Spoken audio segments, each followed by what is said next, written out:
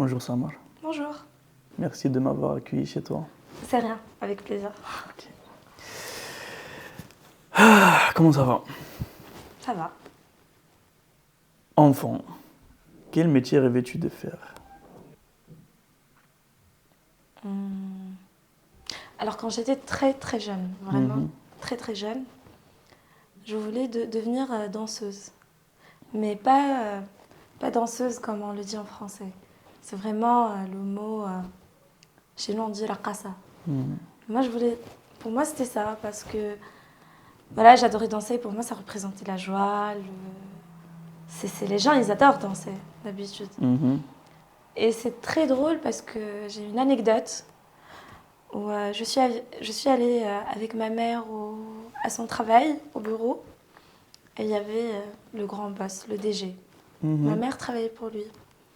Et genre en cachette comme ça, pendant sa pause déj, je ne savais pas où trop me mettre. Je suis allée avec elle, je me promenais dans le bureau. Après, ça faisait des années qu'elle travaillait dans cet établissement, donc ils se connaissaient tous, même son boss, il nous connaît et tout. Et je suis rentrée avec elle dans son bureau. Elle m'a dit bonjour petite fille. Et c'était quand même quelqu'un d'important. Elle m'a dit ah, ta mère m'a dit que tu étais très studieuse. Qu'est-ce que tu Mhm. veux devenir? Je lui ai dit je veux devenir danseuse. Ma mère, elle était toute pâle. T'avais quel âge à l'époque? Après, c'était quand j'étais très très très jeune. Mhm. Et j'avais 5 ans. Ah ok. 5 ans, 6 ans. J'étais vraiment au début. Après, pendant très très longtemps, je voulais devenir avocate. C'était vraiment ça avant. Mais bon, la vie, elle a fait autrement et je suis pas Mhm. devenue avocate. Est-il toujours possible de réaliser ce rêve? Oui, c'est possible, mais plus on grandit, plus on y croit moins. Enfin, c'est possible, bien sûr que c'est Mhm. possible, mais c'est dommage parce que chez moi, en Tunisie, et je trouve ça dommage, c'est un peuple très, très intelligent, mais chez nous, les études littéraires, c'est un peu délaissé. Mhm. Tout le monde, pour nous, les codes de la réussite, c'est devenir ingénieur. Les métiers Après, scientifiques. les métiers scientifiques, on te met ça dans le cerveau depuis que tu es Mhm. jeune. Moi, j'ai fait un lycée qui s'appelle lycée pilote. Et j'étais dans un collège qui s'appelle collège pilote. Et c'est un truc... Enfin, je pense aussi que c'est pas très sain pour les enfants. Depuis la primaire, on te fait une sélection. Mhm. C'est un concours. Tu le passes en 6e année primaire. Et il y a un quota, les premiers, on les met dans des classes, dans un collège à part. Déjà, ils ne se mêlent pas avec le reste. Et c'est pas forcément un moyen de réussir après. Moi, j'ai plein d'amis qui ont réussi plus que moi à ce stade et qui n'ont pas fait ce lycée. Mhm. Parce qu'à un certain, on était tellement dans cette pression. Dans la compétition Déjà, la dès le jeune âge. compétition et tout. Mais c'est des enfants, en fait. Ouais. T'as 12 ans, tu vois. Et dans ce collège-là, et après dans ce lycée-là, imagine pour faire ton orientation, il n'y a que mathématiques et sciences naturelles. Et parfois, tu trouves la filiale pour faire du technique, on appelle ça. Mhm. Mais c'est dommage, parce qu'être avocat, c'est quelque chose... Enfin, les lettres, la littérature et tout, c'est quelque chose de très Mhm. noble. Exactement. Et je me rappelais, on était quelques personnes, avec des copines à moi. On avait une vision et des passions autres que les mathématiques. Enfin, on adorait écrire, on adorait parler de ça. Et on voulait tous faire la section lettres.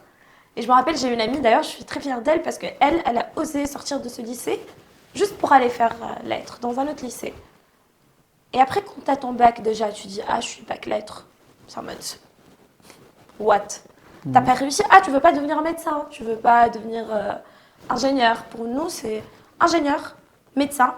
Après, avocat, c'est quelque chose de très noble et de très... en fait, après, les gens, ils sont fiers de toi. Mhm. Et surtout, là, je parle des parents. Parce que on a beau à dire non, je suis mère, mon rêve et tout. Mais c'est quoi après le rêve? Rendre fier ses parents, c'est aussi un rêve, je trouve. Mhm. Le rêve, il n'est pas complet quand tu fais juste ce que tu aimes et que tes parents, ils sont pas fiers. Donc, en fait, on peut pas dire non, moi, je vais faire ce que je veux sans que tes parents, ils soient fiers de toi. Ouais. Parce que c'est beau, ça. Et tu crois quand tu es jeune, tu vas dire non, je vais suivre mes passions, il faut faire ce qu'on veut pour être heureux dans le monde. Mais est-ce qu'après, quand tu ressens pas cette fierté de tes parents, est-ce que tu es vraiment heureux? Parce que le bonheur, c'est plusieurs ingrédients, c'est pas juste la vie professionnelle. C'est aussi la famille, c'est aussi la vie personnelle. Et quand tu fais ce genre de métier, après, les gens, ils sont fiers. Quand tu deviens un grand journaliste, ou un grand artiste, ou un grand avocat, c'est juste après tellement d'années, tu dois faire tes preuves plus que les autres. Et chez nous, en Tunisie, pour faire des études en droit, tu peux accéder à la faculté de droit avec on dit une pas très bonne moyenne. Et voilà, tu y vas. Et tu dis, ah, mais je fais du droit. Alors que quand je suis venue en France, j'ai compris à quel point faire du droit, C'est très intéressant. c'est très intéressant, c'est très noble et c'est parmi les études les plus dures. Et bon, c'est dommage. Donc, moi, j'avais suivi un peu un chemin classique. Enfin, voilà, lycée Pilote, je suis partie vers des sciences et j'ai pas vraiment pensé à aller être avocate. Mais bon. Sont-ils fiers de toi? Mes parents? Oui. Oui. Je pense qu'ils sont fiers de moi. Après, j'ai jamais été une fille très facile Mhm. avec mes parents. Mais je pense que oui, ils sont fiers de moi. Pas juste du côté personnel. Je pense que ils sont fiers de moi. Enfin, j'espère. Mais, euh, mais je sais qu'ils sont fiers de moi avec the hard way. C'est-à-dire qu'ils m'ont beaucoup apporté. Mais j'espère aussi... On n'est pas parents, en fait. On n'a pas un mode d'emploi. Ouais. On a même le premier enfant, le deuxième, le troisième, il est différent. Mhm. Et quand on devient enfant, enfin, maintenant j'ai l'âge peut-être, dans 2-3 ans, je vais devenir maman, mais je sais pas, j'ai jamais été maman avant. Mhm. Donc, tu rencontres des difficultés avec ton fils où tu dois en même temps garder cette image devant ton fils, comme quoi tu es le magicien qui a peur parce que ton fils et ta fille, elle a déjà peur. Tu peux pas te montrer un peu fragile et dire je sais pas. Tu dois montrer que tu gères, mais en fait, bien sûr que tu gères pas. Ou bien tu gères, mais parfois c'est très dur. Parfois, Mais c'est tu très faut pas dur. montrer que c'est dur. Exactement. Ouais. Et moi, je suis passée par des épreuves où vraiment, mes parents, ils étaient là. Et je suis fière aussi parce que j'ai un tout petit peu, fait en sorte qu'ils changent quelques idées. Je sais Comme- que je les ai mises face à des situations. J'ai toujours... je dis pas que j'ai toujours été rebelle. Je pense qu'au fond, je ne le suis pas. Et parfois, je me sens coupable par rapport à ça. Ça veut dire que j'avais des grandes idées en mode, oui, je veux faire ça, non, je veux faire la rebelle. Mais à la fin, non. À la fin, je finis toujours par suivre les règles. Tôt ou tard, tu suis. Oui. Parce que justement, je me dis, si j'étais seule dans ce monde, ok. Mais j'ai des gens qui tiennent à moi. Et quand des gens tiennent à toi, ça veut dire que leur bonheur aussi dépend de toi. Mhm. On ne peut pas... On peut pas être isolé des gens. Donc oui, j'espère qu'ils sont fiers de moi. En tout cas, moi, je suis fière d'eux.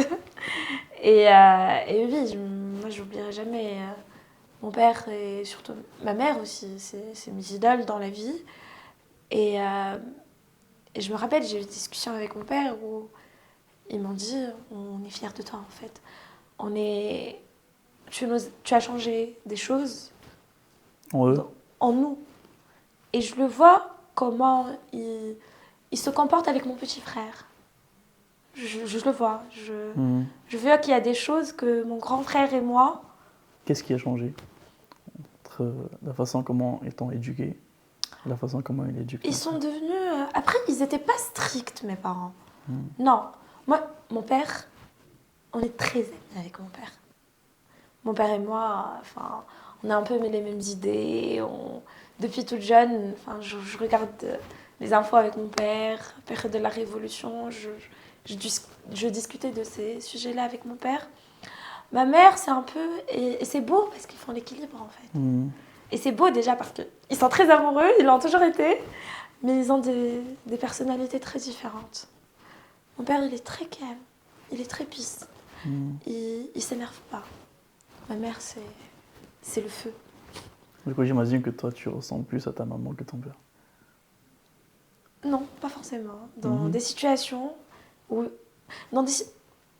Plus je grandis, plus je ressemble plus à ma mère, en fait.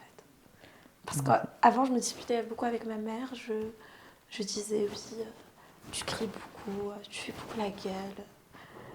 Mais je la comprends maintenant. Je la comprends. Mais mon père, c'est cette sagesse qui sait canaliser ma mère. Et ma mère, elle représente le feu, mais les règles aussi. Et heureusement qu'elle était là. Parce que je sais que mon père, je pense, à un certain moment, il m'a tellement idéalisée qu'il m'a donné plus, je dirais pas de liberté, de confiance qui engendre aussi la responsabilité. Il croyait que je pouvais tout gérer, en fait. Donc là, ma mère, elle était là, elle a dit non, elle est jeune, en fait, elle peut pas gérer. Et il faut que nous, on lui impose des règles. Et encore, je les ai pas toujours respectées. Mais je pense oui, que c'est intéressant et je pense que c'est un équilibre. C'est bien d'avoir un équilibre. C'est un équilibre dans leur éducation. Mais oui, plus je grandis, plus déjà moi je me remets en question et eux ils se remettent en question. Et c'est ça, avoir des enfants, c'est pas juste... C'est les parents qui enseignent, c'est aussi les enfants qui enseignent aux parents. Qu'est-ce qui a fait tomber tes larmes tout à l'heure?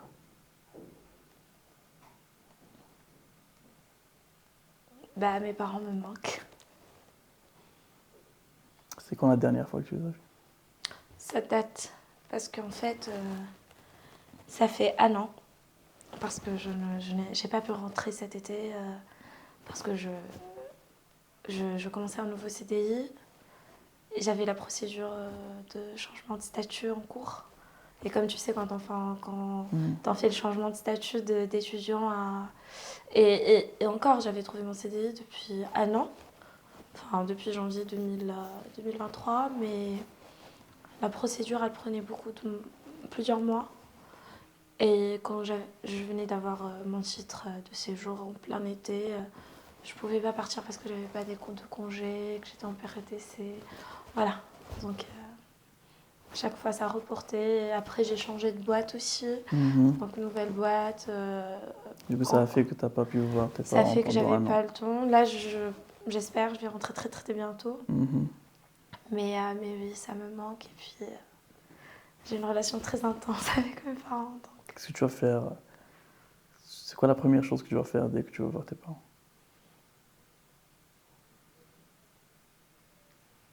D'aller les embrasser. Et rester chez moi. Ça me manque, juste à rien faire. C'est bête parce que plus on grandit, plus on comprend La valeur. le bonheur de rester chez soi, en fait, avec les gens qu'on aime. Quand j'étais jeune, je me rappelais, mes parents ils m'imposaient des couvre-feux et je disais, vous allez voir, je vais partir. Enfin, je vais partir pour faire mes études à l'étranger, pas je vais me casser de la maison. Je vais partir et je serai libre. Et je rêvais de ça. Avant de venir en France, je me disais, en fait, je vais être libre. Je regardais tous les films où je vois la meuf qui a une carrière, qui habite seule, qui est très indépendante. Et je dis pas que l'indépendance, c'est pas bien. C'est bien. Mais je dis en fait qu'il ne faut pas nous mettre dans l'idée, dans la tête, les standards du bonheur, que pour réussir, il faut être indépendante, que voilà, c'est juste la carrière. Non. Il y a des gens, leur bonheur, c'est qu'ils soient en famille. C'est pas... Moi, j'ai plein de potes qui peuvent venir ici, qui ont les moyens de venir ici, qui ont Mais ils les sont études, pas là. mais ils veulent pas. Parce que c'est pas leur bonheur ici. Et je sais pas encore c'est quoi mon bonheur, vraiment, pour être honnête. Parce que parfois j'y pense. En ce moment, je fais un métier que j'aime. Je vis avec des gens que j'aime, même si ça a pris... Ça fait 4 ans que je suis en France et ça a pris du temps. Je pense que c'est à partir d'un an que j'ai commencé à aimer ma vie et à trouver mon équilibre. Ça prend du temps pour trouver son équilibre. Moi, pendant 3 ans, j'étais un peu perdue. J'avais des périodes équilibrées, mais qui ne duraient pas parce que je me remettais beaucoup en question. Est-ce que c'est vraiment... Est-ce que c'est pour ça? Bien sûr, les insomnies, tu te dis, qu'est-ce que je fous ici, en fait? Tu te remets souvent en question? Oui, beaucoup. Je pense, beaucoup. Vraiment, je me remets en question, je change d'idée, je reviens. Oui, beaucoup. Mais je sais pas, je rêvais de venir ici. Puis tu es ici, tu rêves de venir là, de revenir là-bas. Et au final, on se dit, mais qu'est-ce qu'on veut réellement? Je pense que ce qu'on veut, c'est juste de vivre heureux chez nous, dans nos pays. Mais pour le moment, on ne peut pas l'être. Donc on vient ici. Je pense que c'est le prix à payer, en fait, pour Oui, chaque... bien sûr. Bien sûr, dans la vie, il y a toujours un prix à payer. Il y a toujours un prix à payer, il y a toujours des sacrifices à faire. C'est juste que tu dois trouver la vie qui vaut la peine pour le prix. Faut faire une équation. En fait. Est-ce que ça vaut vraiment la peine ou ça ne vaut pas la peine? Ouais. Qu'est-ce qui t'a poussé à quitter la Tunisie pour la France, à part ce qu'on vient de dire? Jusqu'à maintenant, je pense, je n'ai pas la réponse. Après, quand j'étais très jeune, période le lycée, chez nous, c'est toujours un rêve d'aller faire ses études à l'étranger. Je dis pas ça pour tout le monde, bien sûr.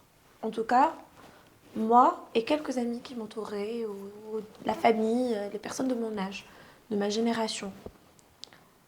Et puis aussi, on était en quête de... Voilà, à ce moment-là, c'était un peu compliqué. On avait un environnement qui était compliqué. On ne se sentait pas forcément libre. En fait, tu as peur tout le temps. Tu sais pas de quoi tu as peur, mais tu as peur. Tu sens que quelque chose, il va t'arriver. Même si aujourd'hui aussi j'ai peur, parce que je vis seule, enfin, avec ma copine, mais quand même. Mais moi, je n'avais pas, dès 18 ans, je n'avais pas cette soif de partir. Vraiment.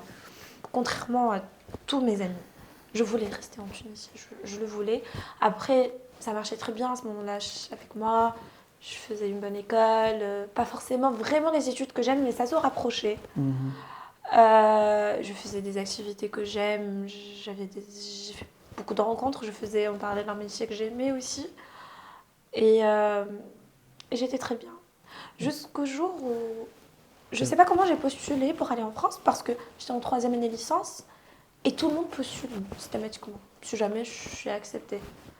Je me rappelle, j'avais eu mon diplôme en juin et juillet, août.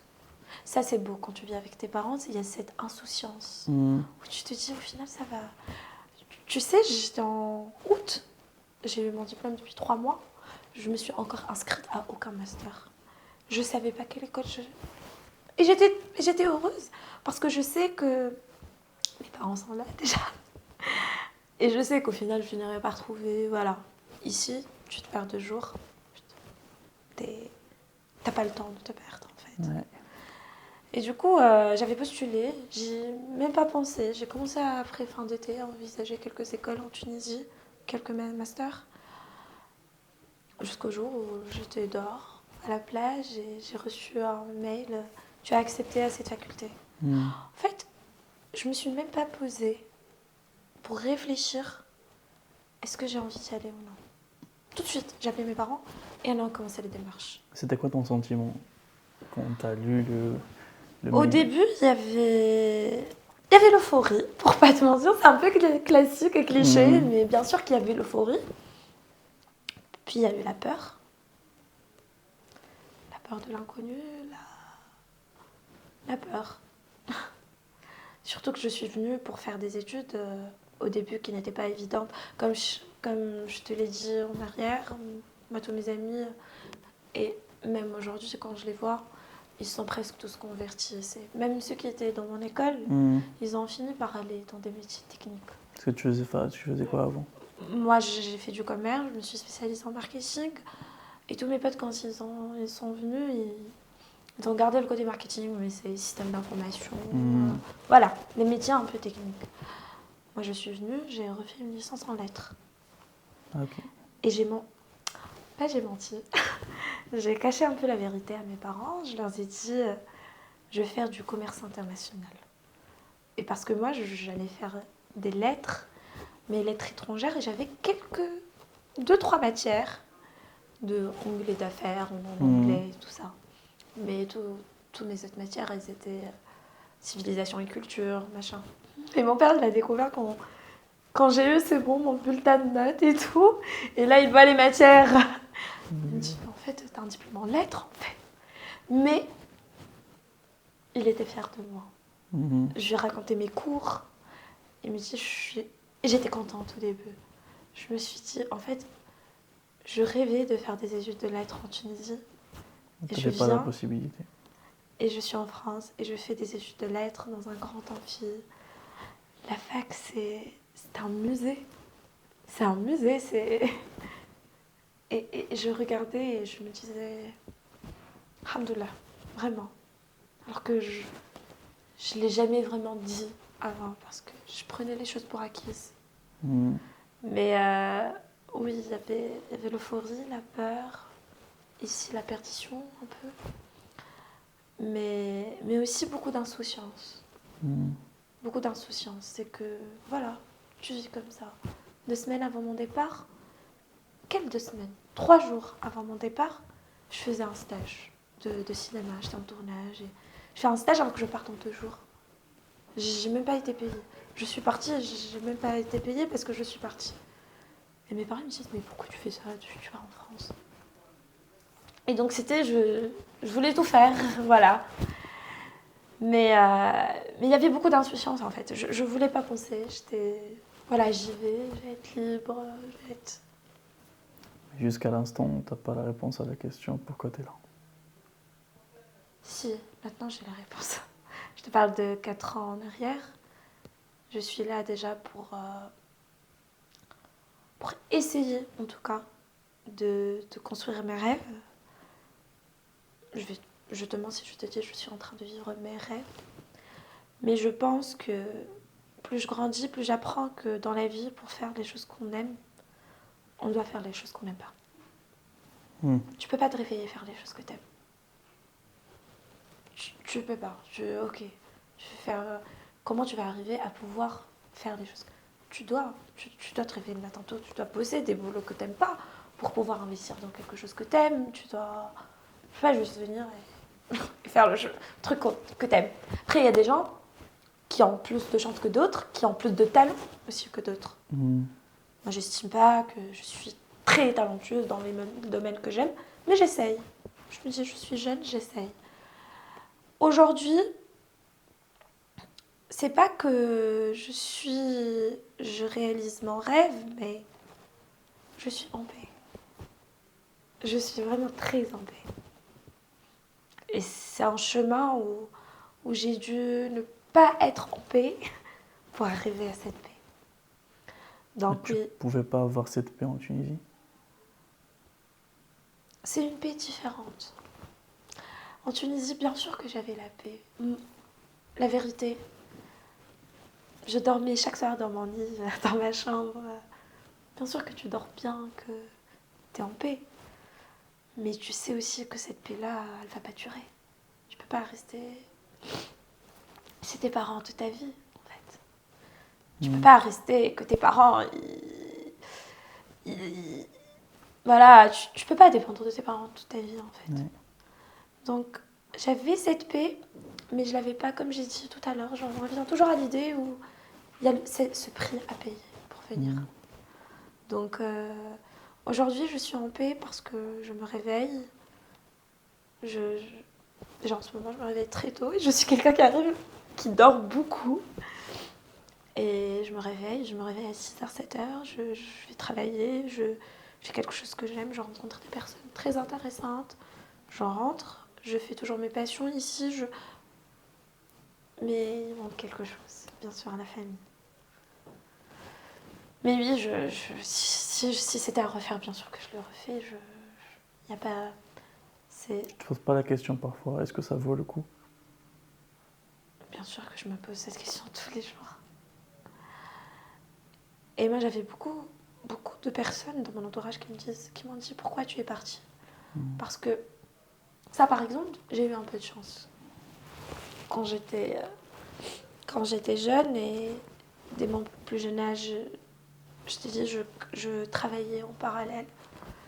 Et j'ai travaillé en parallèle, je ne veux pas dire journaliste parce que je n'étais pas vraiment journaliste, mais j'ai fait des stages en journalisme. Après, je suis restée dans cette institution.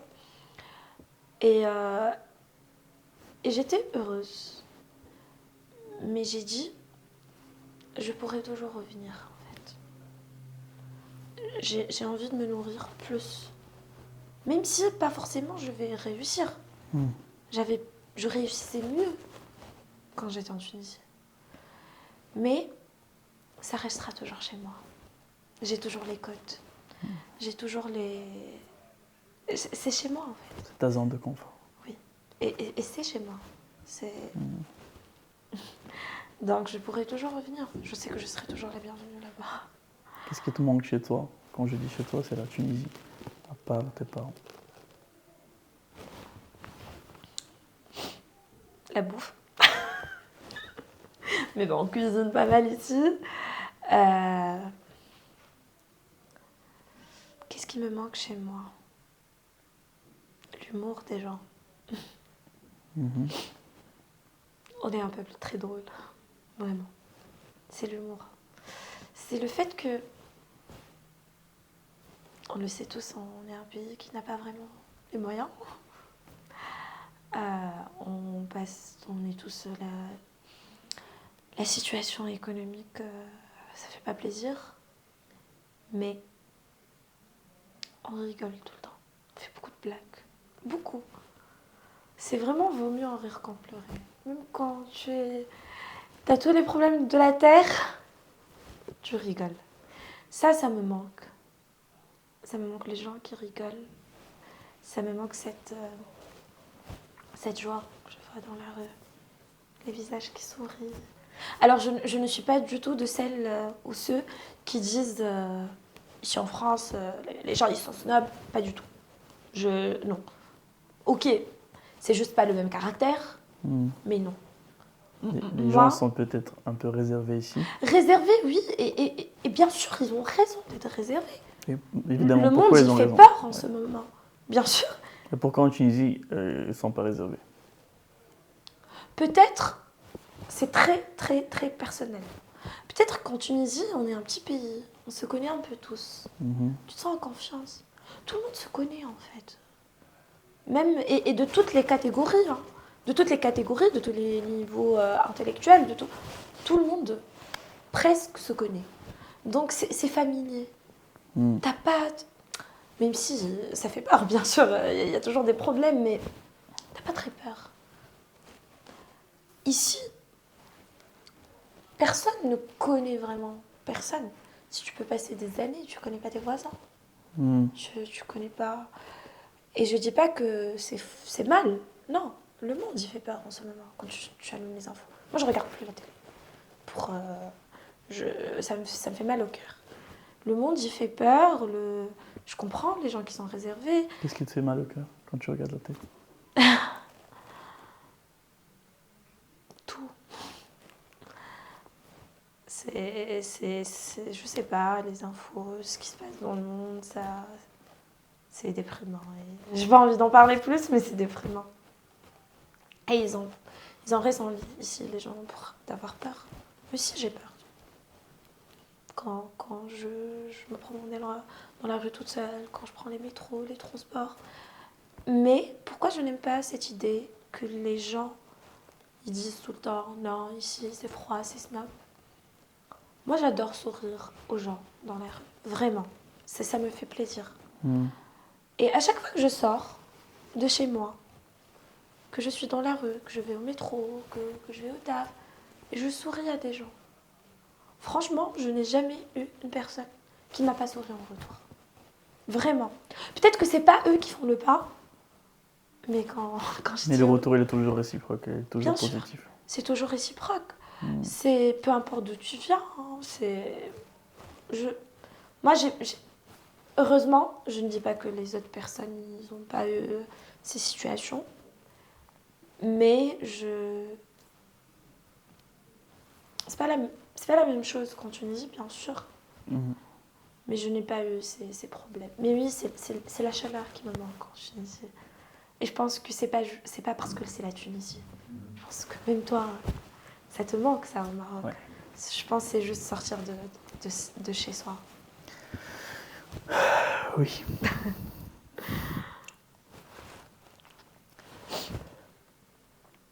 Peux-tu me parler un peu ou bien me décrire comment était ton mode de vie en Tunisie? Ça veut dire. Ça veut dire comment était ta vie? Qu'est-ce qui a changé entre ta vie d'ici et de là-bas au niveau de ton mode de vie, de comment tu passais ta journée? Alors, déjà en Tunisie, j'avais le temps et peut-être les moyens aussi. Pas moi. Moi, je n'avais pas d'argent, c'était mes parents. Mais, par exemple, je dis n'importe quoi. J'ai toujours fait du théâtre.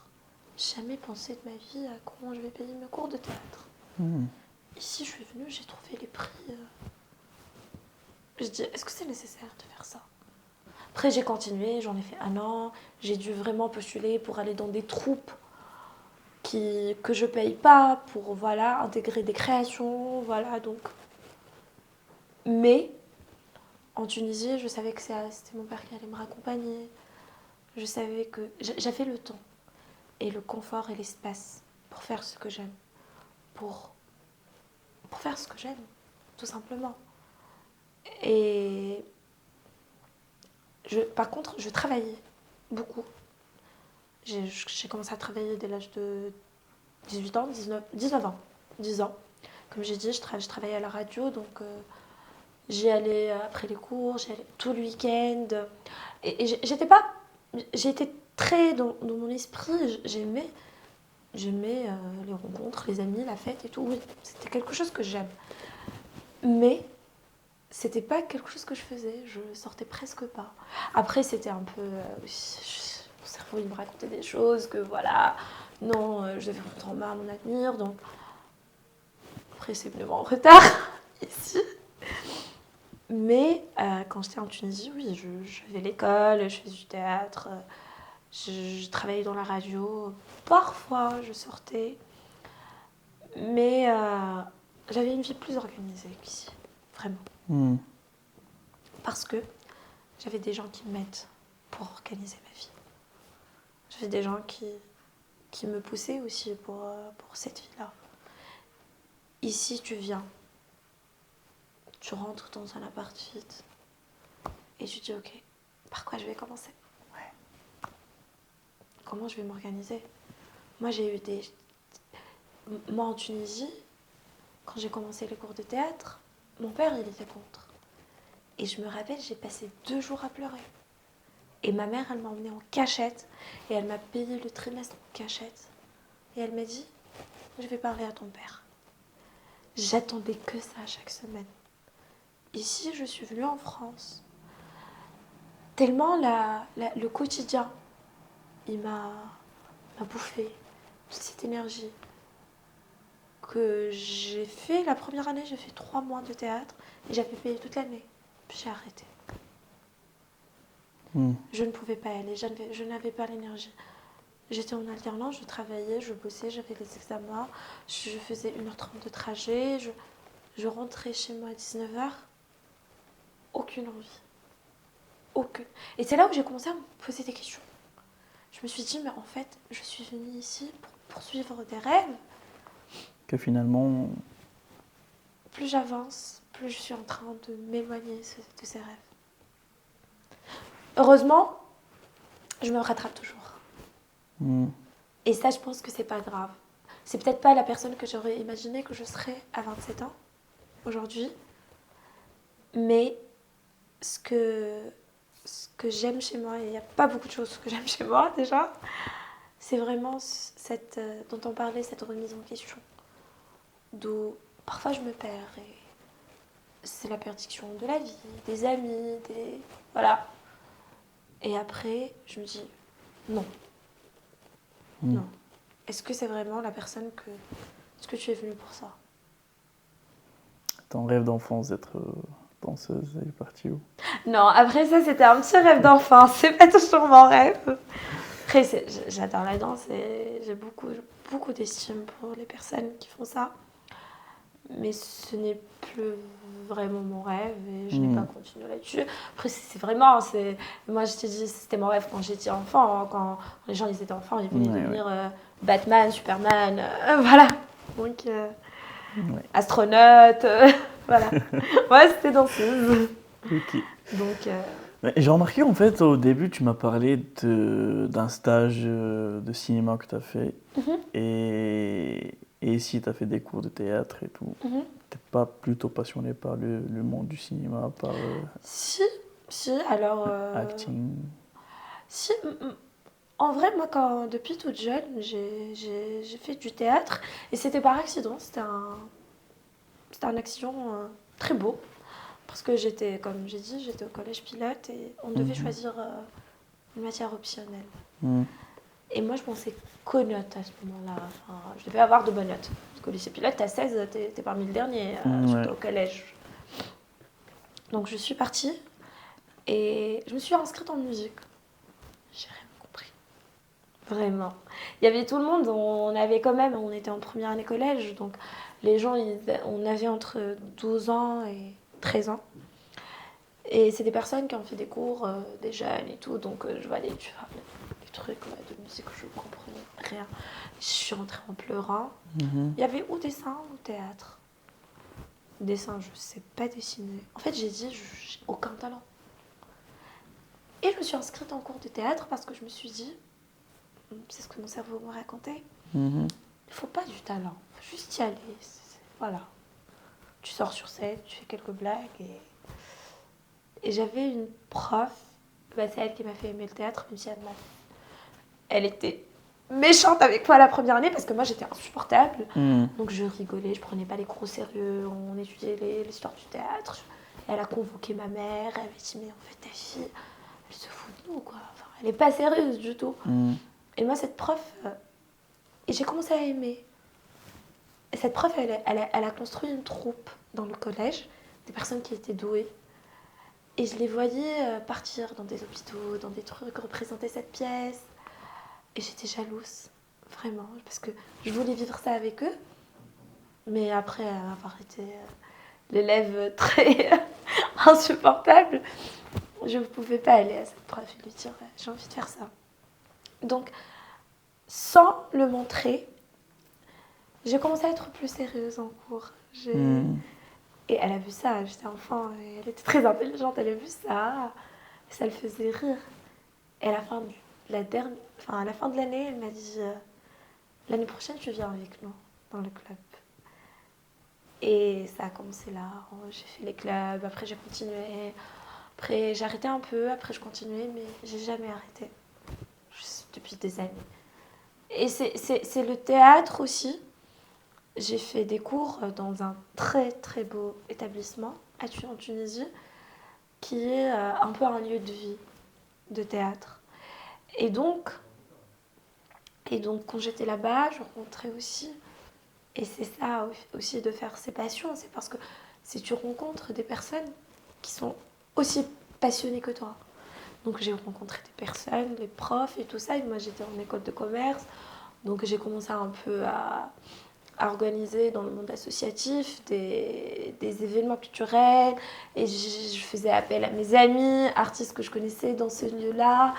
Donc voilà, et après, c'est grâce à ça que j'ai intégré la radio, parce que je l'ai intégré dans les départements culturels, et c'est parti de là. Et je ne savais pas qu'est-ce que je voulais faire dans le monde culturel, parce que j'aimais faire du théâtre, mais après, quand je me rappelle, j'ai fait un stage en production, et je suis venue, je ne savais pas ce qu'allait être, mais ça me fascinait, parce que j'ai dit, mais les producteurs, je ne sais pas si c'est triste ou pas, mais c'est grâce à eux que ces projets sont là.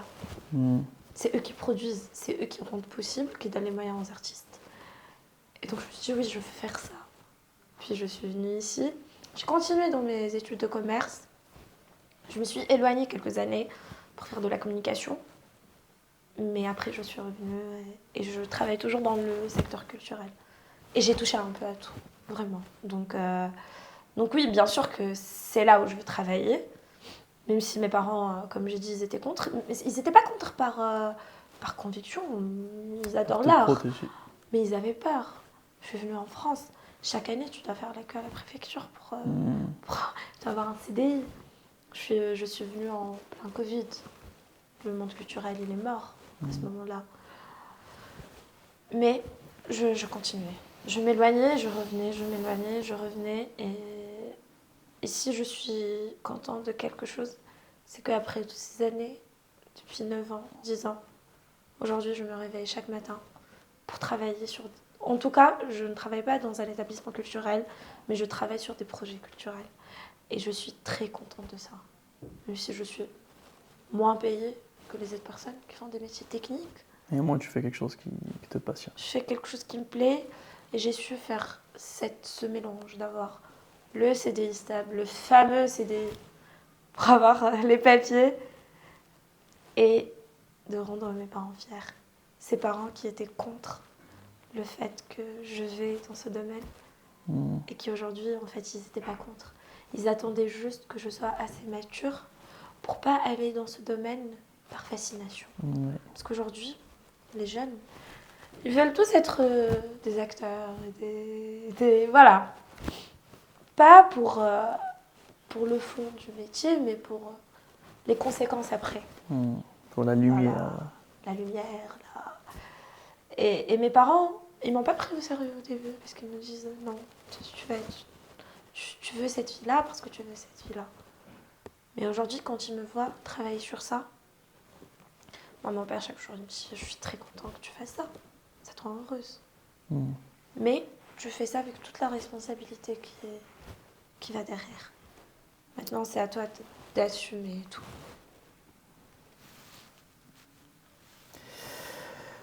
Selon toi, le peuple tunisien est-il ouvert d'esprit?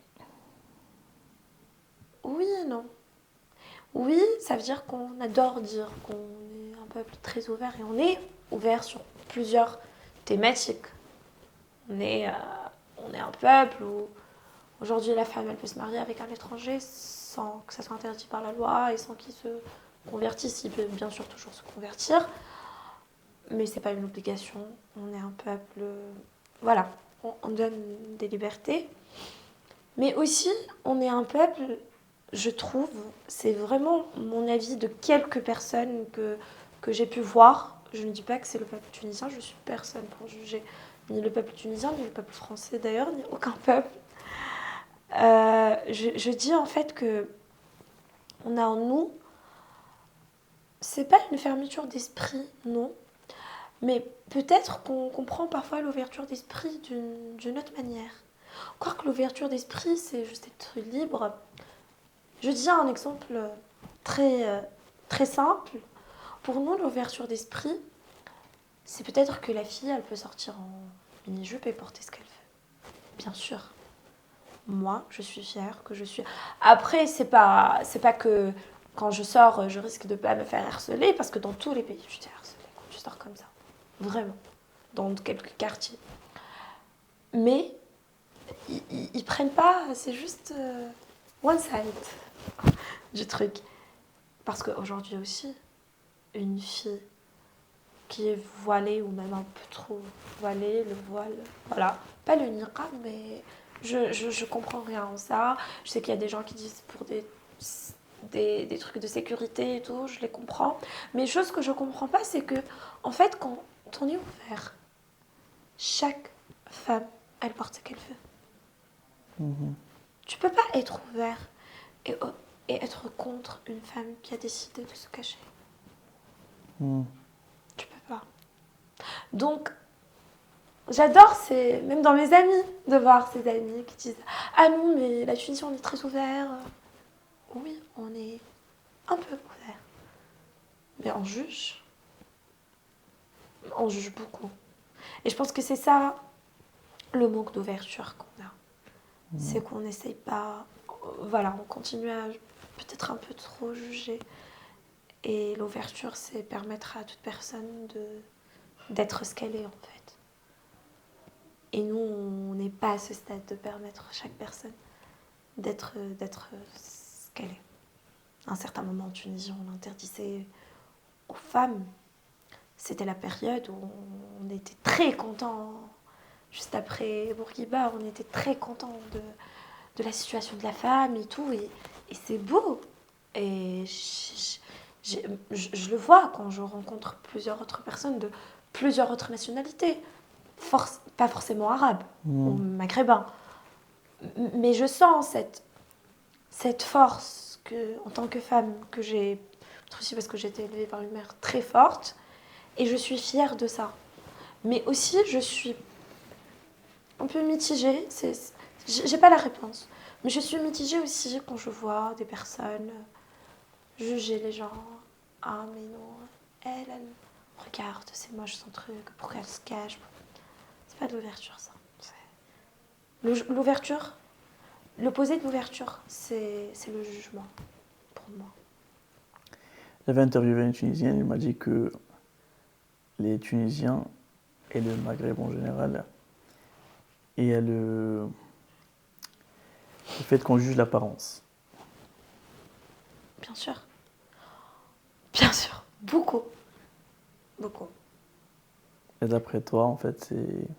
Beaucoup parce que je pense que c'est ancré en nous du fait qu'on est un petit peuple, que tout le monde se connaît. Tout le monde. Donc, tu as envie de... Oui, tu es dans le paraître. En fait, tu as besoin de prouver, de toujours prouver. Et ça, c'est fatigant. Qu'est-ce qui t'a le plus choqué en arrivant en France? Le nombre de restos arabes. En fait, j'étais très surprise parce que je venais d'arriver en France Mhm. et je m'attendais à ce que, ben voilà, à ce que je vis un peu comme je regardais à la télé, tu vois. Et après, j'avais des restos tunisiens, des kebabs et tout, partout à Mhm. côté de chez moi. Moi, j'ai habité dans... Il y a un an, j'habitais dans le 20e, à Ménilmontant. Je parle que tunisien dans le quartier. Avec mes... Après, c'est pas choc dans le sens péjoratif. C'était quelque chose qui m'a surprise. Mhm. Parce que voilà, je m'y attendais pas à ce que je rencontre. Et autre chose aussi qui m'a beaucoup surprise, c'est le nombre de nationalités qu'il y a ici. Et j'étais contente. Mais c'est hyper intéressant. Moi, par exemple, les Égyptiens, voilà, les Libanais et tout. Moi, j'ai grandi en les regardant à la télé, en Mhm. regardant les feuilletons égyptiens, les feuilletons libanais, les Turcs, bien sûr les Français, tout ça. Et je suis venue, et surtout, je faisais des études de lettres. Il y avait beaucoup d'étrangers. Mais c'était magnifique, en fait. J'avais des amis égyptiens, quand ils parlaient, et syriens et libanais, quand ils parlaient l'arabe littéraire, je suis en mode... Je regardais une série historique, moi. Et franchement, ça m'a beaucoup surpris, oui. Ça... Je m'y attendais pas. C'était quelque chose que je m'y attendais pas. Je m'y attendais pas à quel point les gens ici adoraient le couscous, à quel point... Moi, je croyais vraiment que j'allais partir à l'étranger. Enfin, Mhm. et j'étais très, très surprise. À part les Tunisiens, quelle est la nationalité que t'as le plus marqué et que t'as le plus aimé? Franchement, les Français. Parce que comme je t'ai dit, je suis venue, j'avais peur. J'avais très peur. On m'a dit, les Français, ils sont snobs, ils sont... Et non, pas du tout. C'est mon avis, c'est l'expérience que moi j'ai vécue. Bien sûr, j'ai eu des gens qui étaient méchants avec moi, qui étaient snobs. Mais ça, tu le rencontres partout. Même chez moi en Tunisie, j'ai eu des personnes qui étaient méchantes avec moi. Donc oui, ça m'a surpris. Oui, je ne m'y attendais pas. Je ne m'attendais pas. Après, ça a pris du temps aussi. Moi, je me rappelle, je suis venue, première année ici, à Paris. J'ai vécu dans une résidence étudiante où il n'y avait quasiment pas d'arabes. Il y avait 2-3 arabes et c'était que des Français. Et on était en plein confinement. Et on avait des espaces communs et tout. Moi, j'étais très contente. On n'a pas ça en Tunisie. On a quelques foyers et tout, mais on n'a pas les résidences étudiantes où tu as des salons, des salles de jeu, la cantine. Moi, j'ai jamais connu ça, la cantine. En Tunisie, on n'a pas de cantine. Et donc, j'étais très contente. Genre, pour moi, je suis dans une colonie de vacances, en fait. Et là, ça m'a rendue triste. Mais je pense que ces personnes-là ne l'ont jamais remarqué. Je suis quelqu'un, et je pense que ça change. Ça, c'est quelque chose que vivre à l'étranger m'a pris de ma personnalité et dont je ne suis pas fière, vraiment. C'est cette pas joie de vivre, cette insouciance et naïveté, et de croire que les gens ils sont bons et qu'il faut être très bon dans la vie. Moi, je suis venue ici, j'étais très contente dans ce foyer, mais j'ai remarqué que les gens, ils n'étaient pas aussi contents que moi par ma présence. Donc, ça m'a rendue très triste pendant quelques semaines. Ça m'a rendue très triste parce que j'étais moi-même et je voulais m'intégrer jusqu'à ce que je me fasse 2-3 personnes que j'aimais bien et qui m'ont dit en fait tout le monde trouve que tu es fausse. Je sais pourquoi. Parce que tu fais trop la gentille. T'arrives, tu parles à tout le monde. Tu souris avec tout le monde. Tu rigoles avec tout le monde. Et c'était pas la première fois que ça m'arrive. Au travail aussi. Après. Mais au final, je finis toujours par être amie avec cette personne-là qui me font des confessions. Et je me dis, ah mais je m'imaginais pas. Et ça me rendait triste chez moi quand je rentrais. Je me dis, mais pourquoi ? J'ai commencé à me douter de moi-même. Peut-être que je suis pas une bonne personne, que je vexe les gens, Mais non, les gens, et peut-être qu'ils ont raison aussi, qui croient que quand tu trouves quelqu'un qui est très spontané, comme on dit, c'est faux. Mais j'ai appris avec l'âge aussi à canaliser ça, à savoir me canaliser avec des personnes que je connais pas beaucoup, mais aussi ça m'a endurci un peu de pas... Voilà, tout le monde est bon et tout le monde c'est mes amis. Moi j'ai mon grand frère qui me dit, Samar, mais tout le monde, à chaque fois tu me dis oui, mes amis, mais tout le monde n'est pas ton ami. Et moi, franchement, moi j'y croyais. Non, c'est mon nouveau meilleur pote, c'est ma nouvelle copine. J'ouvre chez moi, j'adore accueillir les gens, j'adore... Voilà, c'est mes amis, non, on est comme une famille. Mais le nombre de personnes que j'ai rencontrées ici, que là, je sais même pas où est-ce qu'ils sont. Je dis pas que c'est des mauvaises personnes, c'est des personnes avec qui j'ai vécu de belles choses, qui m'ont accueilli chez eux aussi. Mais on a pris des chemins différents. Et ça m'a surpris ici. Que ce soit des Français ou même des Tunisiens ou des Arabes. Cette méfiance. Et je pense que vivre à l'étranger, ça rend fort, oui, ça rend fort. Mais aussi c'est triste d'être toute sa vie très fort et très fermé. Ça endurcit en fait. Ça enlève tout ce côté enfantin, je crois, bisounours. Et oui, donc... je dis pas qu'il y a une nationalité précise qui m'a surprise ou quelque chose où j'ai fait des révélations, de grandes révélations où je vais prôner des discours comme ça. Non. Mais j'ai eu des choses dont je n'étais pas au courant, par exemple. Voilà, moi, je me rappelle, ma deuxième année d'alternance, je suis tombée un peu malade et j'ai eu une période très difficile dans ma vie, vraiment très très difficile, où les seules personnes qui m'ont très très soutenue, c'était des collègues français. Et ils n'avaient aucune obligation de me soutenir. Je me suis mise en arrêt maladie. Et ma boss, qui est française, qui m'appelle chaque jour, alors que je suis en arrêt maladie. Comment tu vas? On est avec toi, si tu as besoin de quoi que ce soit. Et, et j'étais mais surprise par la gentillesse de ces personnes qui ne me connaissent pas. Je n'étais même pas amie avec eux. Il faut qu'on arrête de faire des préjugés. Voilà, nous les Arabes, on est très chaleureux, les Français, ils sont snobs. Non, en fait, c'est dans toutes les nationalités. Tu trouves des personnes méchantes, des personnes gentilles, des personnes froides, des personnes moins froides et... Voilà. Vice-versa. Pardon. Et vice-versa. Voilà, c'est parfaitement ça. Très intéressant. Quel est le moment le plus difficile que tu as vécu en France? Le moment, mais... J'ai tellement vécu de moments difficiles que parfois je me dis... What's next? Le moment le plus difficile, c'était après le confinement. Moi, pendant le confinement, j'étais bien. Je t'ai dit, j'adore dormir. Et donc, et comme je t'ai dit aussi, j'étais une personne très... j'ai besoin des autres pour vivre.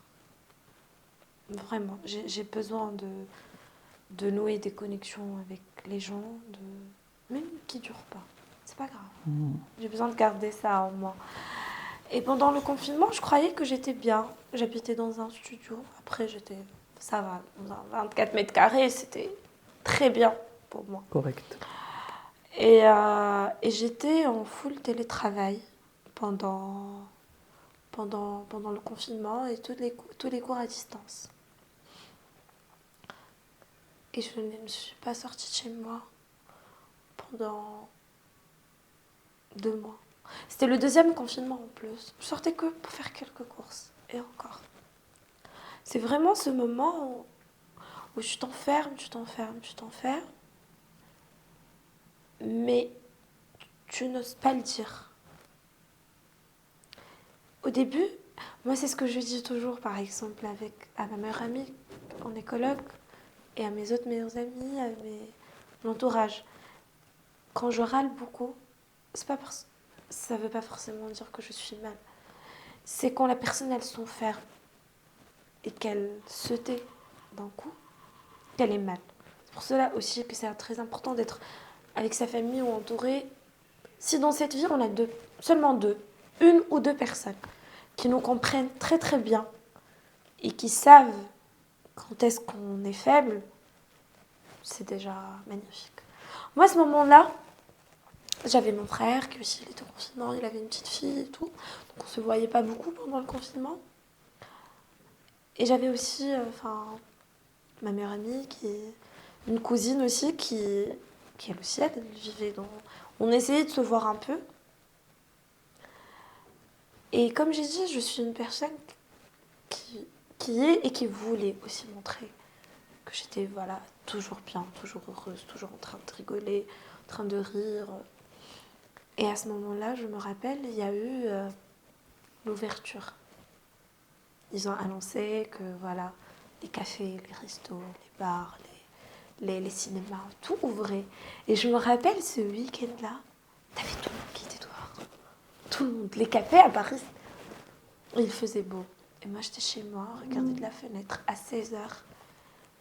Et je n'avais aucune énergie de sortir de chez moi. Aucune.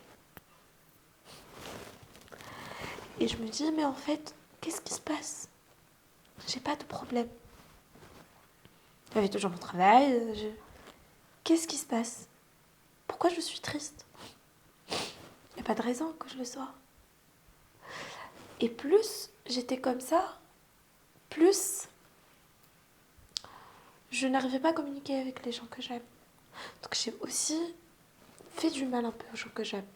Cette copine très proche qui est comme une sœur, je pense que beaucoup ont vécu ça, mais n'ont pas osé en parler. Je me rappelle qu'elle m'appelait, et j'étais dans mon lit, sous ma couette, et je ne répondais pas. Et je me dis, qu'est-ce que je vais lui dire? Que je suis trop fatiguée pour sortir. Ça fait 2 mois que je dors. Et je me suis enfermée. Je répondais à personne. Et cette solitude que j'ai ressentie, alors que le monde a ouvert à ce moment-là. Le monde a vraiment ouvert. Et je me promenais, j'habitais dans un très bon quartier, très animé, il y a beaucoup de cafés, il y avait des marchés parfois. Et je n'avais aucune force de sortir. Je sortais dans la rue et ça me fatiguait. Je pense que le confinement, on le banalise, mais il y a eu cette... Et c'était la première fois de ma vie où je vais voir un... Après, je suis allée voir mon généraliste qui m'a envoyée vers un psychologue. C'était la première fois de ma vie, alors que j'ai eu avant, théoriquement, des problèmes plus graves. Enfin, pas graves, mais quand je te présente, je te dis, voilà, telle personne, elle a ce problème, l'autre, elle a ce problème. Tu te dis, ah, c'est ce problème le plus grand. Là, vraiment, théoriquement, il n'y avait pas de problème, en fait. Et c'est ça aussi quand on ne valide pas les émotions des autres. Et je suis... Et c'est ça aussi, c'est important de parler aussi à une personne qui ne me connaît pas, qui... Je suis allée juste à mon généraliste, je lui ai dit... En fait, je me sens triste, mais je sais pas pourquoi. Il m'a dit, mais ça arrive, tout le monde est comme ça. Et il m'avait donné voilà, un arrêt maladie pendant 2-3 semaines pour l'anxiété, mais... Et après, il m'a regardé, il m'a dit, t'as juste besoin de vacances. Je lui ai dit, mais ça fait 2 mois que je suis chez moi. Il m'a dit, essaye au moins de communiquer avec les gens qui sont proches de toi. Mais oui, c'était le post-confinement, le moment le plus dur. En fait, je ne me reconnaissais pas. Et c'est ça aussi quand on est triste. Pourquoi il est important de demander de l'aide? Oui, à des professionnels, mais aussi à des personnes qu'on aime. Parce que tu as toute cette... c'est à la mode aujourd'hui sur les réseaux.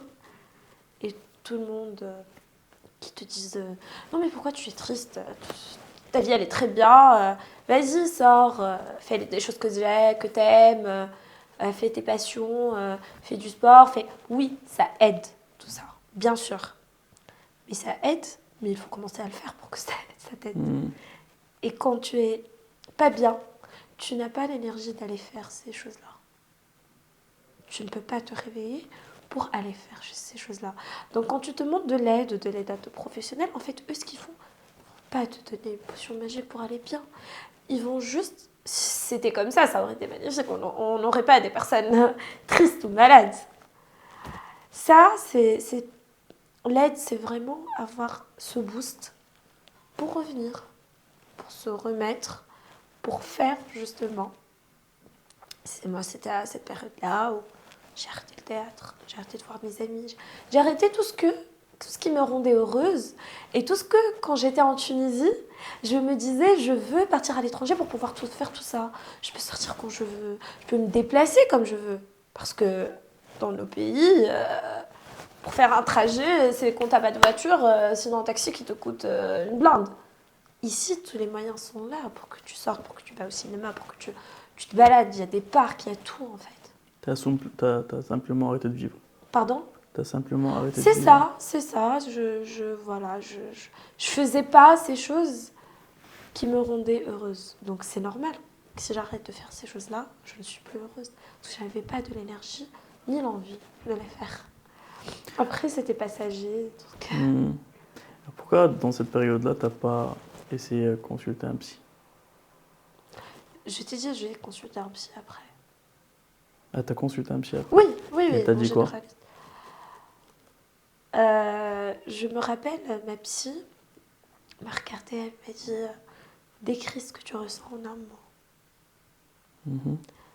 Et j'ai beaucoup pensé et je lui ai dit perte de contrôle. C'était ça le mot.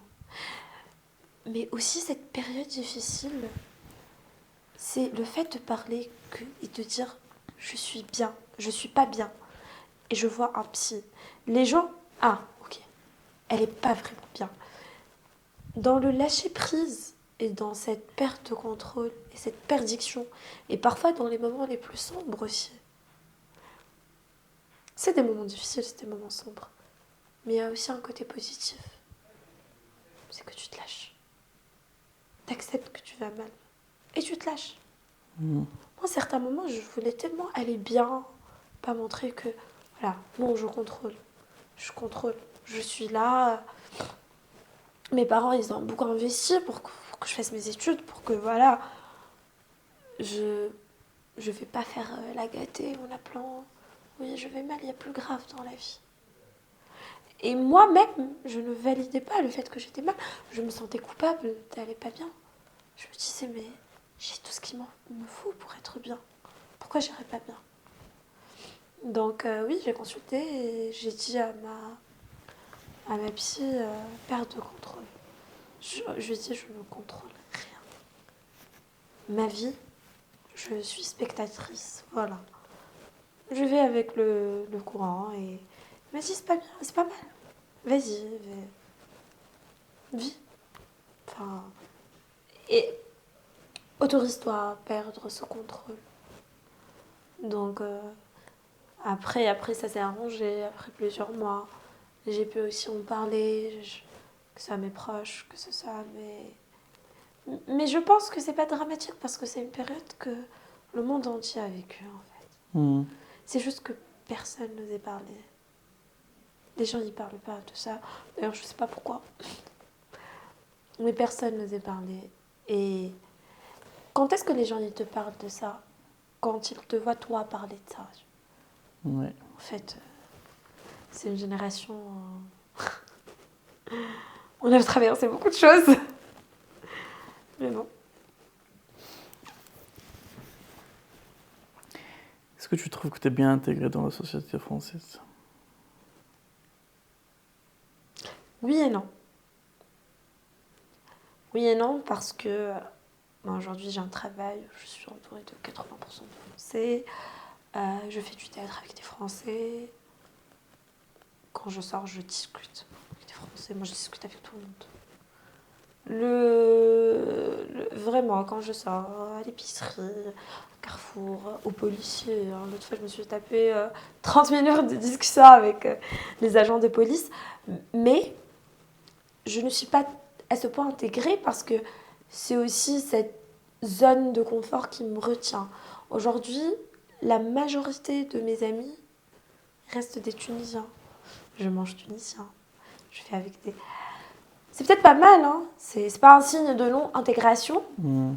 mais je me dis c'est dommage.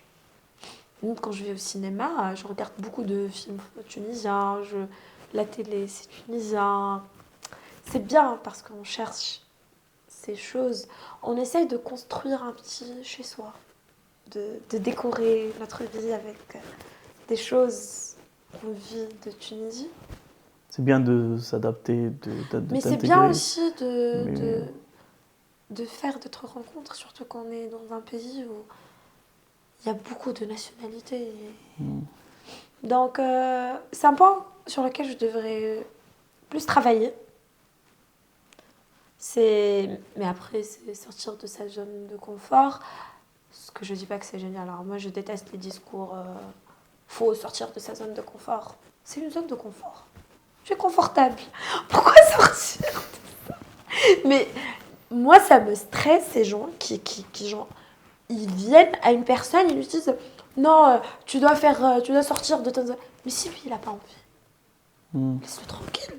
Pourquoi il sortirait de sa zone de confort? Donc, je sais pas, je suis mitigée.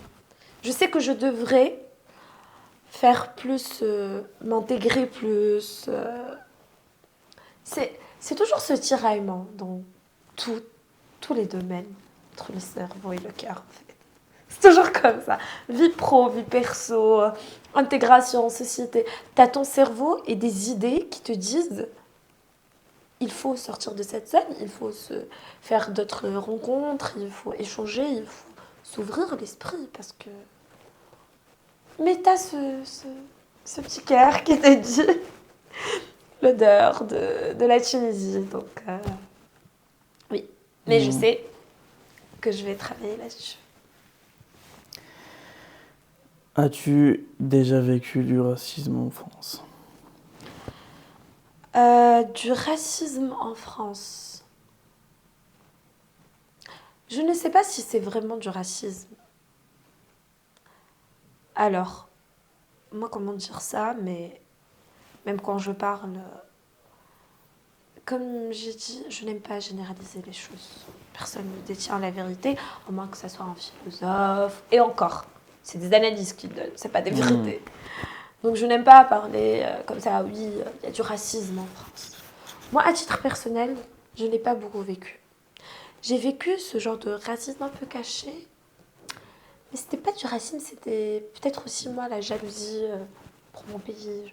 Moi, j'ai eu beaucoup de remarques de ah, tu ne fais pas très tunisienne. Ah, mais c'est magnifique, tu utilises très bien les langues. Mais comment ça se fait? Je dis, bah, on les a étudiées à l'école. Ah, t'as pas... Voilà, c'est tous ces discours que moi, je les sens, peut-être parce que je suis aussi... Un de mes défauts, c'est que je suis un peu susceptible. Moi, je les ressentais un peu, genre, j'avais cette jalousie pour mon pays. Ah, mais non, pourquoi vous nous jugez?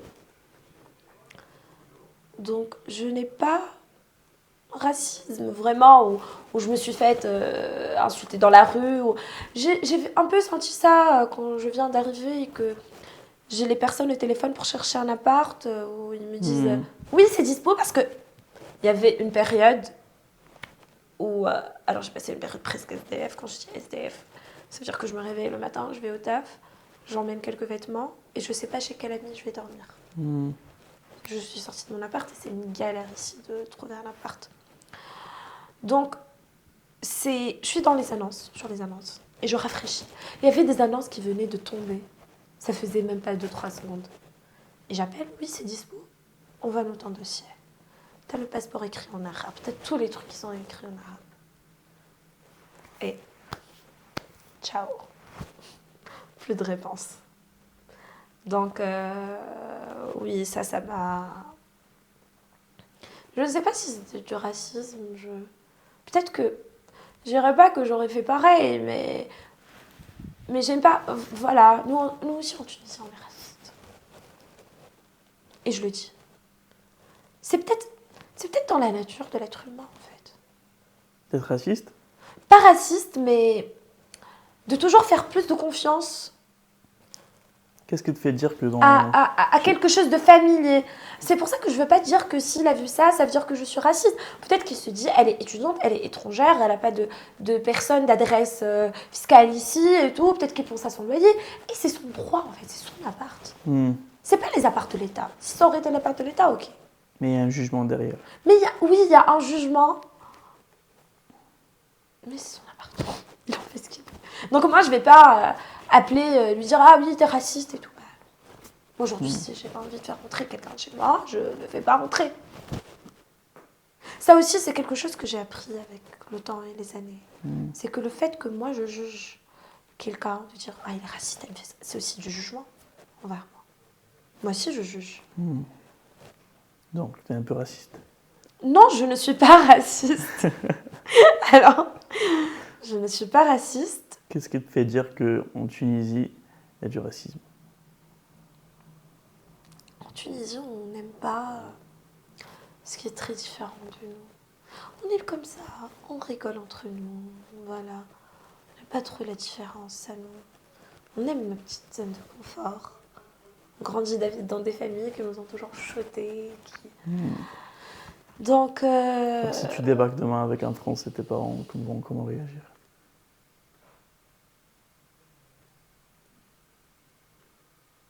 Je ne sais pas.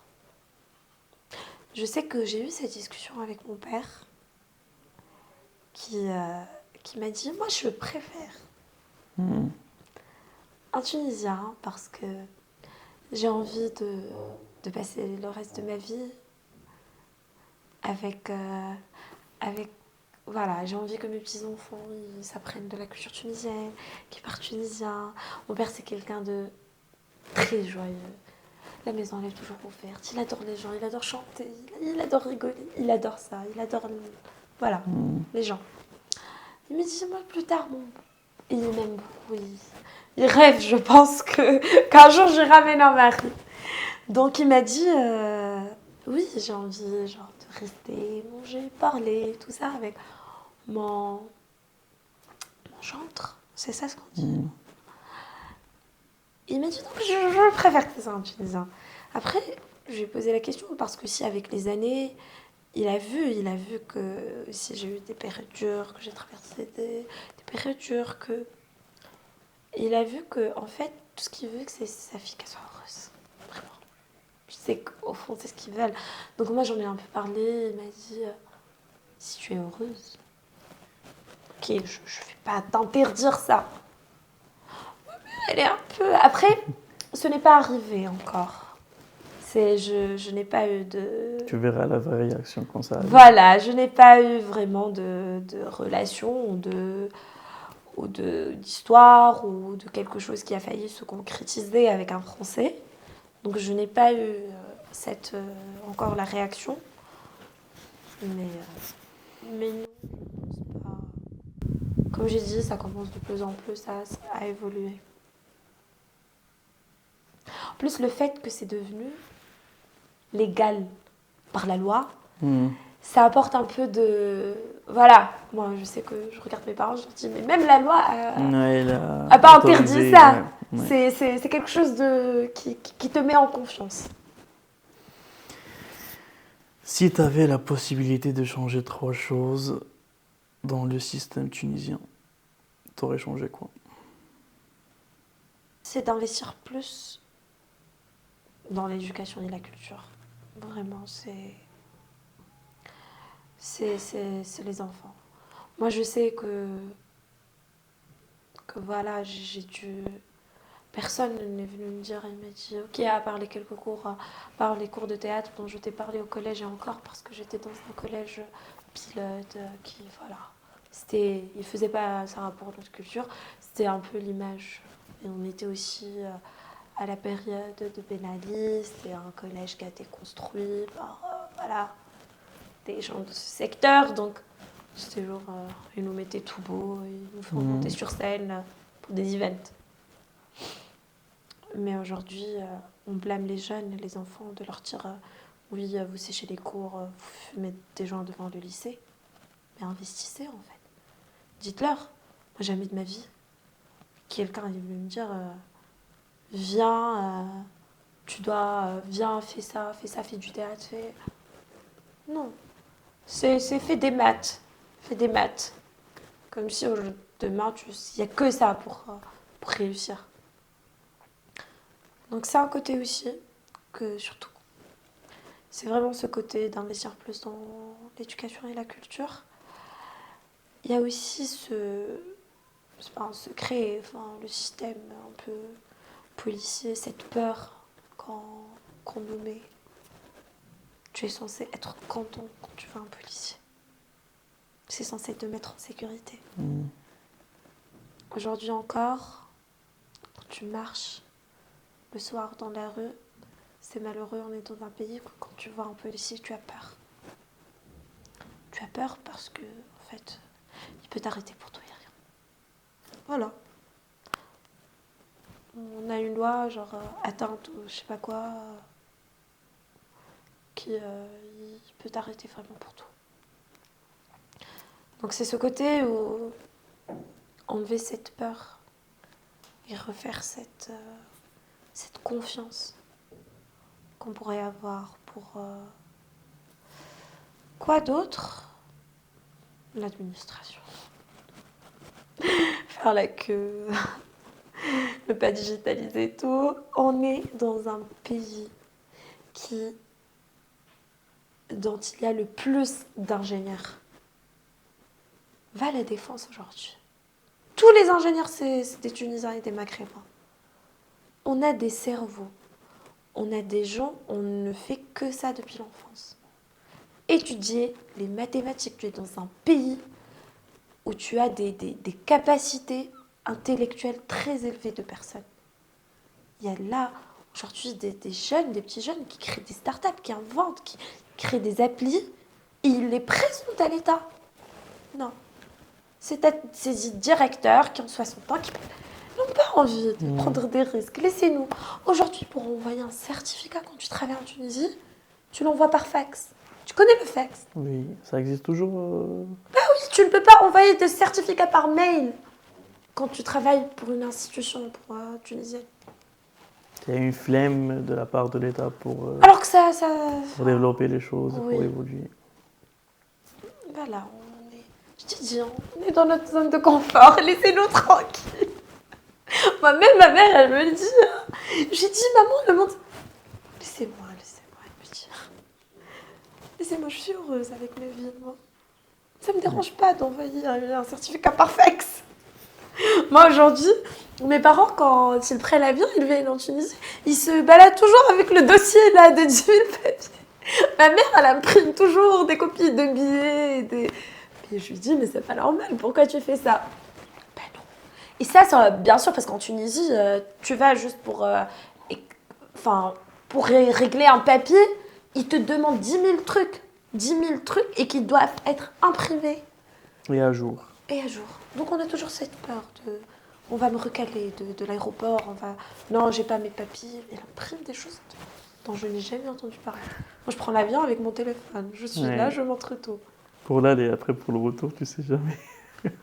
Là, vraiment, il m'imprime. Ma mère, elle me dit, j'avais une autorisation de séjour en attendant mon titre et tout, c'est un QR code.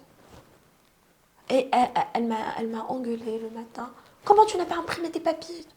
Mais maman, c'est un QR code. Non. Donc oui, on doit un peu digitaliser les administrations. On va faire un petit quiz. Ok. Je vais commencer des phrases et à toi de les terminer, de les De finir. les terminer. En France, j'ai appris à... J'ai appris à être seule. À ne plus avoir peur de la solitude. J'ai appris à aimer un peu la solitude. Okay.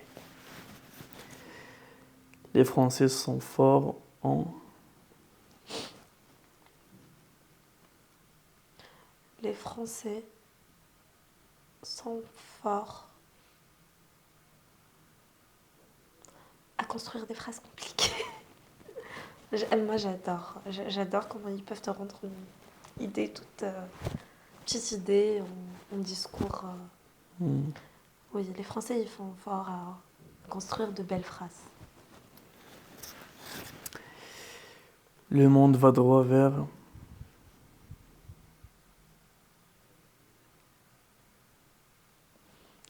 Le monde.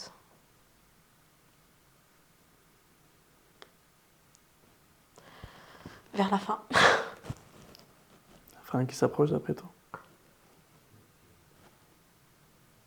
En tout cas, c'est pas vers le bonheur qu'on va. Vivre à l'étranger demande...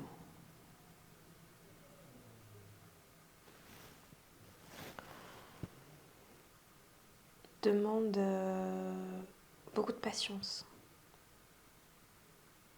et de remise en question.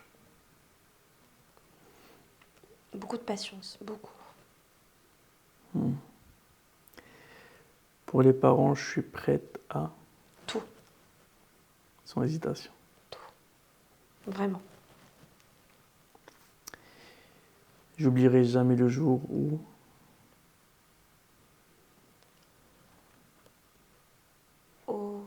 Je suis rentrée de la France, mes premières vacances en Tunisie.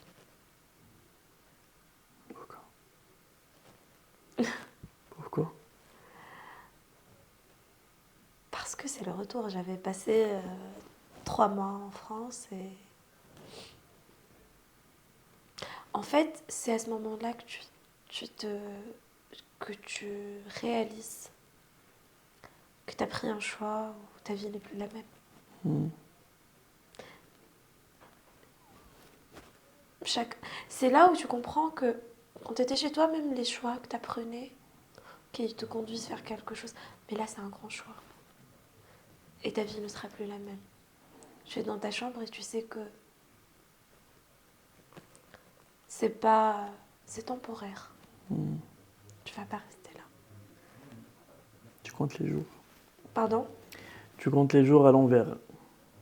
Oui, c'est ça.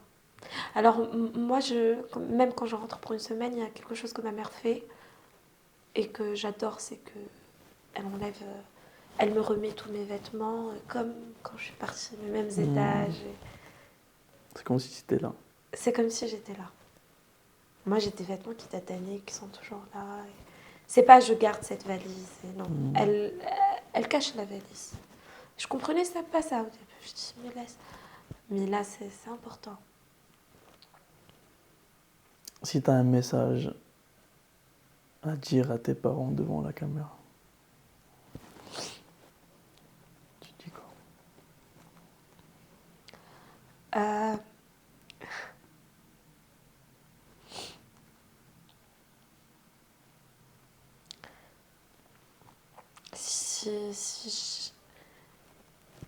Ça peut être en arabe. Non, c'est bon.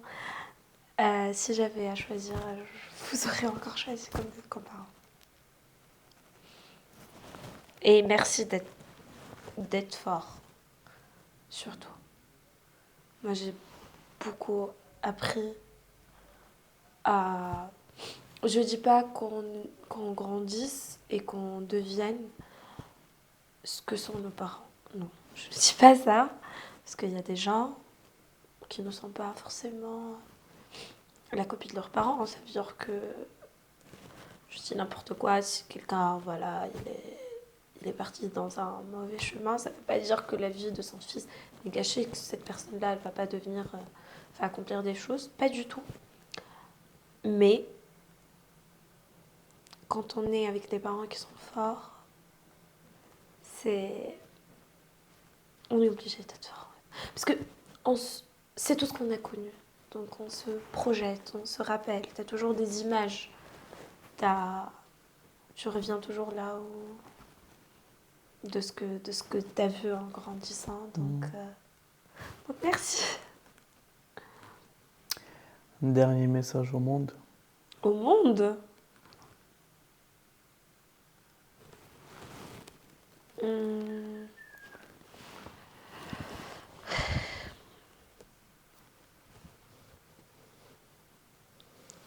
Soyez gentil avec les gens.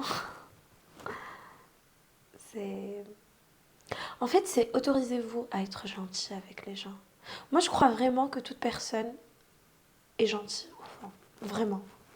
Parce que j'ai vu des gens de près qui ont l'air pas gentils, mais en fait, il suffit juste que tu... Comme ça. Pour qu'ils révèlent. Et il y a d'autres que la vie a tellement endurci que voilà, ils ont peur. Pas ils ont peur, ils me disent c'est bon, j'ai plus envie de revivre la même chose. Donc autorisez-vous à être gentil et il y a toujours... moi je crois à cet effet de miroir. Il y a toujours... Plus tu es gentil, tu perds jamais en fait. Il y a toujours des gens, ils vont avoir honte en fait. Ils pourront plus... Et puis voilà. Merci Sam. Merci à toi. Ah, je te déteste, tu m'as fait trop pleurer.